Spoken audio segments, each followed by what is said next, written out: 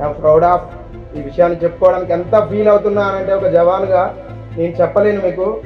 నా గుండెలో నేను వెళ్ళేటప్పుడు ఏ కన్నీరు అయితే వచ్చిందో ఆ కాల్లో ఆ కన్నీరు వచ్చేసింది. ఎందుకంటే నాకు అప్పటి వరకు ఎవరు ఫోన్ చేసినా ఏమనేవారు తెలుసా, అరే నీ ఆర్మీ మంది బాగుంటుందటగా, నీకు తక్కువ పడుతుందటగా, ఈ బ్రాండ్దే రాదు వస్తున్నావాటగా అని అనేవాళ్ళే.